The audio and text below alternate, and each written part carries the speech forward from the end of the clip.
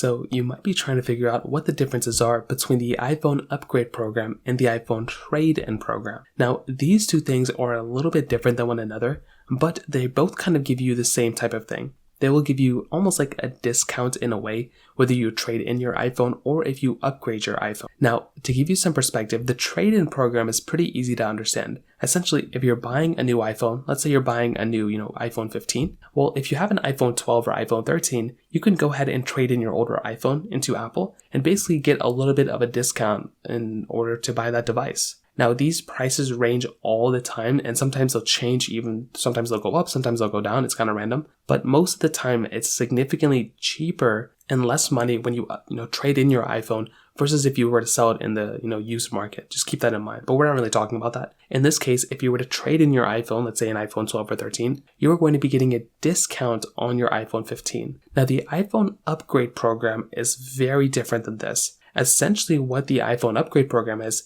that you will basically pay a monthly fee for your iPhone, and then essentially you will get the newest iPhone when that comes out. So the way this looks like is, let's say I bought the iPhone upgrade program. So in this case, if I bought the baseline iPhone, which is the iPhone 15, I'll be paying $39.50 a month, so $39.50 a month. Then after that initial moment, I will basically be paying that inevitably year over year over year, month after month. And then next year, when the iPhone 16 comes out, all I will have to do is trade in that particular iPhone, and then Apple will give me the iPhone 16, and then all I will have to do then is continue paying that $39.50 a month. So basically, you're always paying $40 a month, year over year over year, until you're done with this program, but you're always getting the newest iPhone, which is very nice. So if you're somebody who likes upgrading your iPhone, or if you're somebody who actually just keeps your older iPhone every single time when you upgrade your iPhone, you could actually probably be saving some money if you were to go ahead and just buy an iPhone this way. Now, $40 a month is actually a lot of money,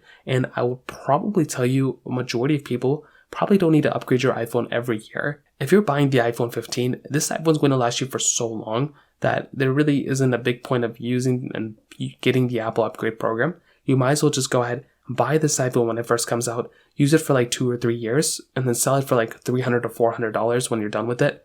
That would probably make a lot more sense to me if I'm being completely honest. But within the iPhone upgrade program, you are getting a few perks that you're not really getting, let's say, if you're trading in an older iPhone. So this thing, one, you're getting a brand new iPhone every year. Even though you're paying the $40 a month, you are getting a brand new iPhone every year, which is a very nice thing. But the biggest thing is, and this probably makes some more sense for some people, is that you are getting Apple Care Plus with this. So this is a very big deal, because if you're going through and let's say you kind of break this iPhone in some ways or whatever the case is, having Apple Care Plus is a very nice thing to have, and that actually works very well. So essentially that's included with your particular iPhone, and if you want, you can get the theft and loss protection for an additional cost. So it's not going to be as an expensive cost, to bear the cost for the theft and loss. It's still going to be more money, but it's still going to be a very nice thing that you're going to have the capability of having. Now, like I said, this is very, very different than with something like the trade-in program. Because with the trade-in program, you're trading in the older iPhone that you have, and it may be more than a year old.